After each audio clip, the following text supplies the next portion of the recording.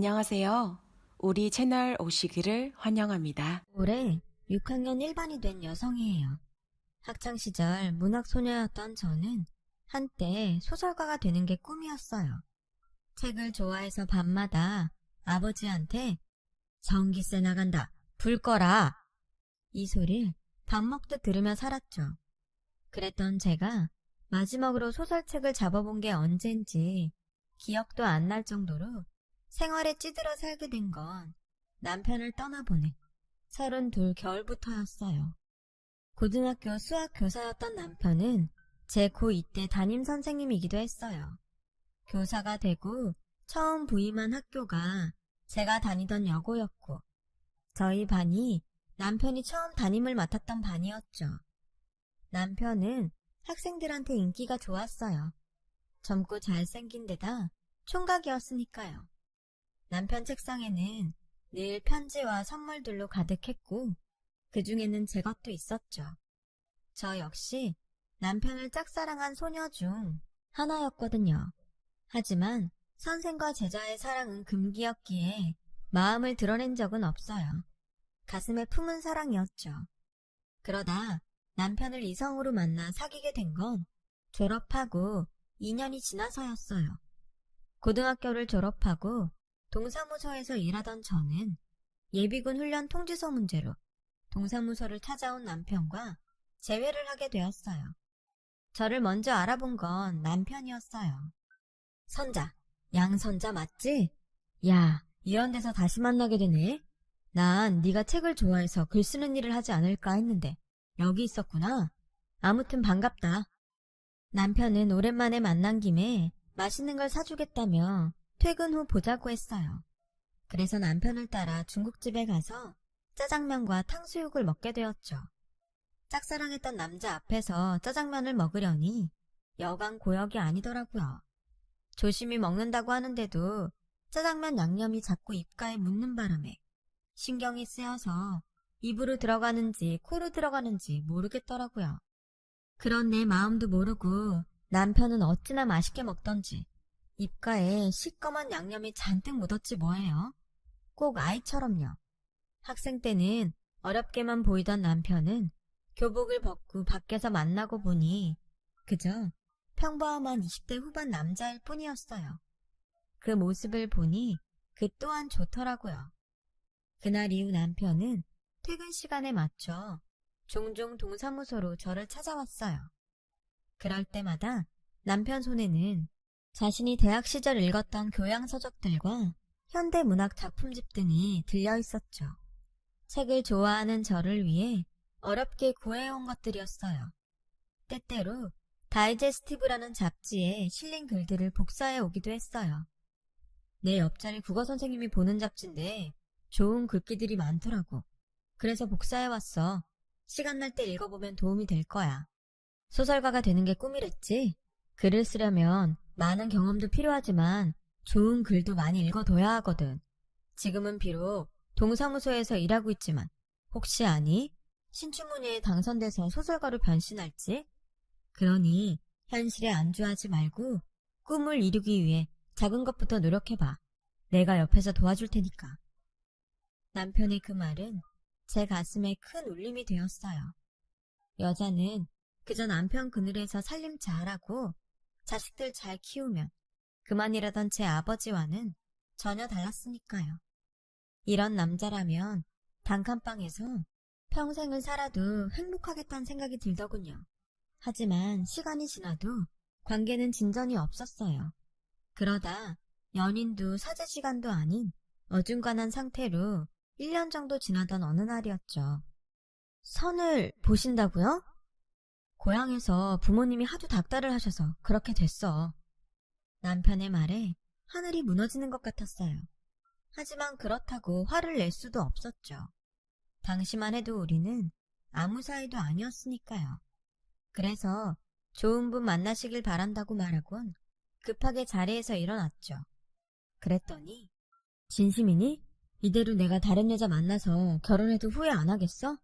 정말 그래도 돼?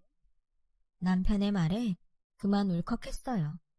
솔직히 내 마음을 전하고 사귀자고 해볼까? 아니야. 그랬다가 거절당하면 앞으로는 얼굴도 못 보게 될 거야. 그 짧은 시간에 수없이 갈등을 했고, 그러다 결국 결정을 내렸죠. 후회하고 살기보단 실연이 낫다고요. 당연히 안 괜찮죠. 그렇다고 제가 뭘 어쩌겠어요. 우리가 사귀는 사이도 아닌데 나한테 질투할 권리가 있냐고요. 비겁해요. 모든 걸 나한테 떠넘기고. 어렵게 시작한 저의 고백은 급기야 남편에 대한 서운함으로 번졌어요. 그런 제 모습에 남편은 안도하더군요. 남편 입장에선 제자였던 제게 고백을 하는 게 쉽지 않았던 모양이에요.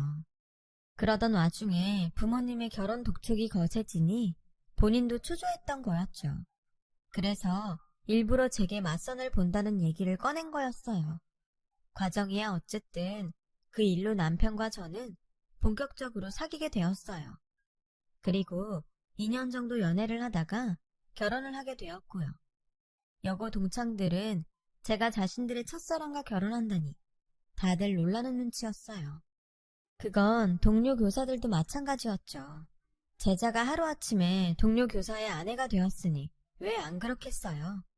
그런 주변의 시선들이 부담스러워 우리는 서울로 이사를 결심했어요.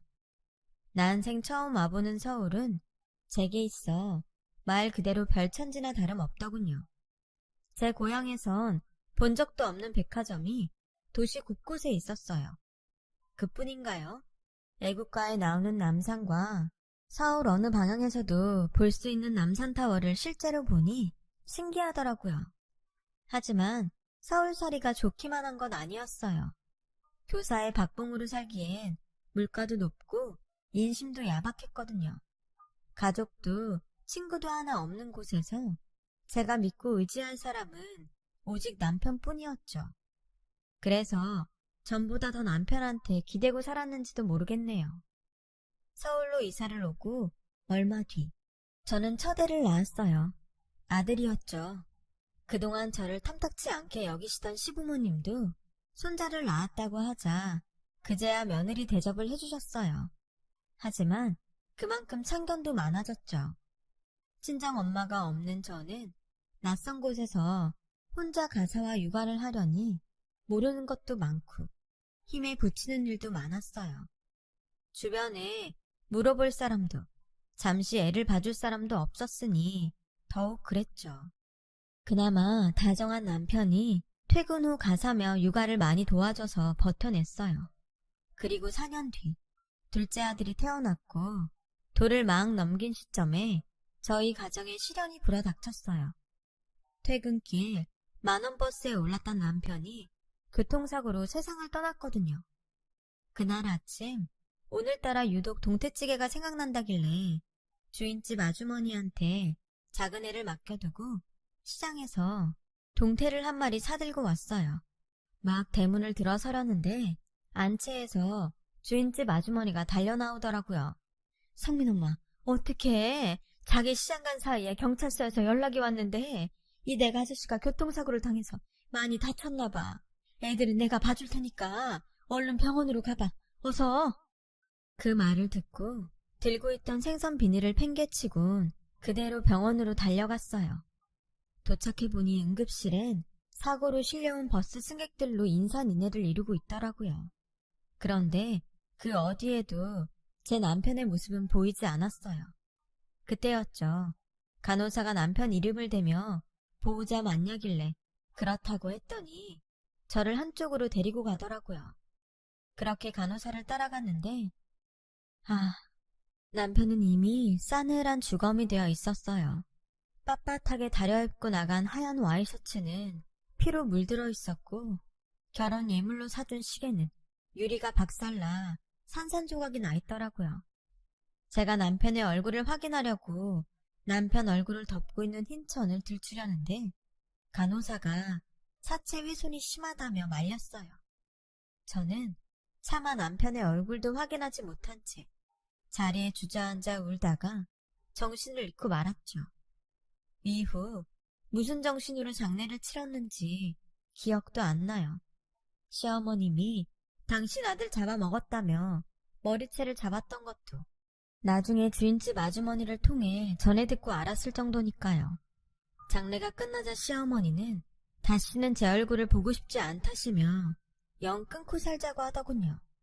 결혼하고 다음에 아버지까지 세상을 떠나신 탓에 저는 주변에 비빌 언덕 하나 없이 두 아들과 함께 세상에 내던져졌어요. 하지만 슬퍼할 겨를도 없었죠.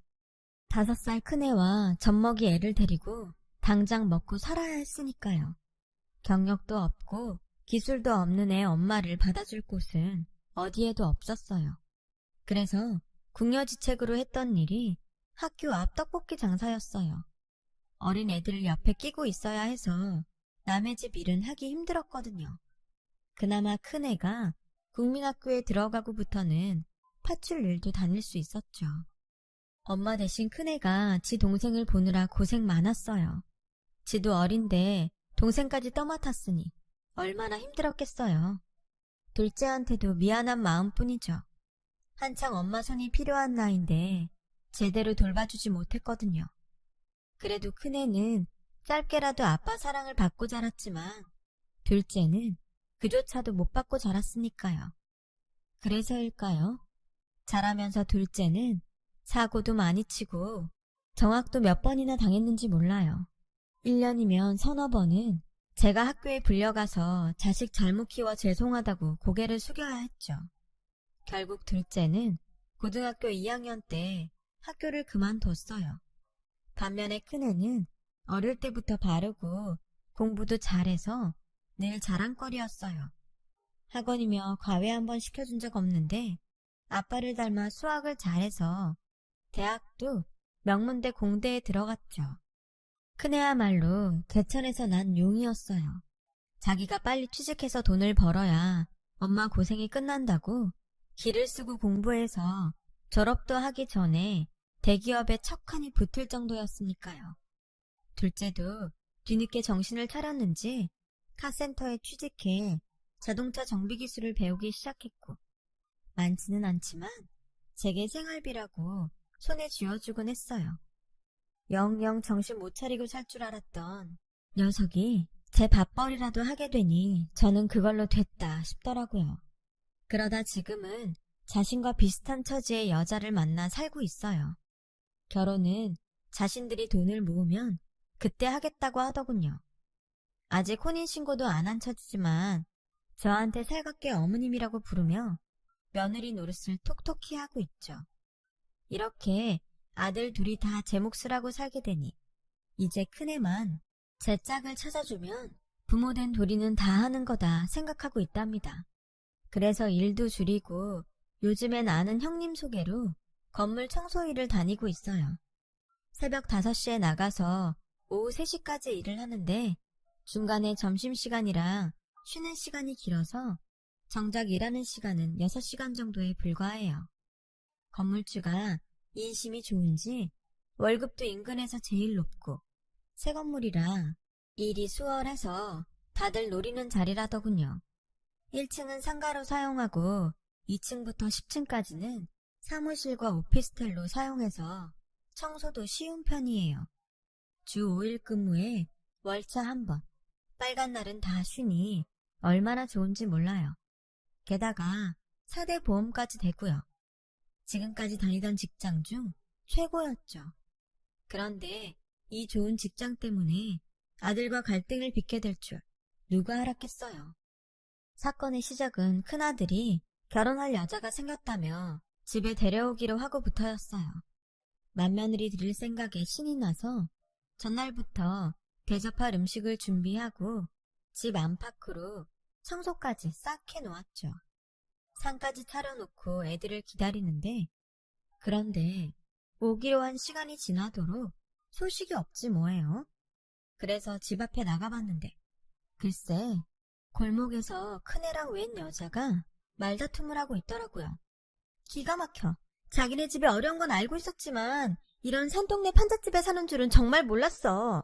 더럽고 냄새나서 잠시도 이 동네에 있고 싶지 않아. 그냥 날 잡아서 밖에서 보면 안 돼? 이런 집에서 만든 음식 난 못 먹어. 아, 비위 약한 거 자기도 알잖아. 그럼 밥은 안 먹더라도 엄마한테 인사라도 드리고 나오자. 여기까지 왔는데 어떻게 그냥 돌아가? 음식 다 차려놓고 기다리고 계실 텐데. 그러니까 얼굴이라도 비추고 나오자. 내가 이렇게 부탁할게. 응? 우리 집 사는 꼴이 마음에 안 들어 집에도 안 들어오겠다는 애한테 두 손 싹싹 빌어가며 애걸을 하는 큰애를 보니 피가 거꾸로 솟았어요. 그러면서도 한편으론 이게 다 무능한 내 탓이란 생각이 들어서 가슴이 미어지더군요. 그래서 조용히 발길을 돌리려는데 느닷없이 둘째가 나타나선 지 형한테 달려들지 뭐해요. 이게 무슨 개소리야. 더러워서 우리 집 밥을 못 먹어? 형, 제정신이야? 어떻게 이런 여자를 집에 데려올 생각을 해? 엄마한테 미안하지도 않아? 혹시 이 여자한테 책 잡힌 거 있어? 그래서 이렇게 빌빌대는 거냐고. 그런 거 아니면 당장 헤어져. 나 이런 여자 형수로 못 모시니까. 어머, 이 사람이 자기 동생이야? 고등학교 잘려서 카센터에서 일한다는? 이보세요. 아무리 못 배웠어도 초면에 이러는 거 아니죠? 형수를 못 모셔요? 잘 됐네요. 나도 그쪽 시동생으로 받아들일 생각 없으니까. 성훈아, 그만해. 형수한테 그게 무슨 말버릇이야? 내가 이 사람 잘 달래서 들어갈 테니까 너 먼저 집에 들어가서 엄마한테 우리 좀 늦는다고 말씀드려. 어서. 싫어. 그런 거는 형이 직접 엄마한테 얘기해. 난 저 여자랑 한 집에서 밥 먹을 생각 전혀 없으니까 둘이 들어가든 말든 알아서 하라고. 둘째는 성질을 내며 돌아갔어요. 그제야 큰애는 예비 며느리와 차에 올라 둘이 한참 얘기를 나누더군요. 결국 그날 예비 며느리는 집에 오지 않았어요. 큰애는 새벽녘이 돼서야 술에 잔뜩 취해 들어왔더군요. 딱 봐도 여자가 잘 사는 집 딸 같던데 기울어지는 형편 탓에 그동안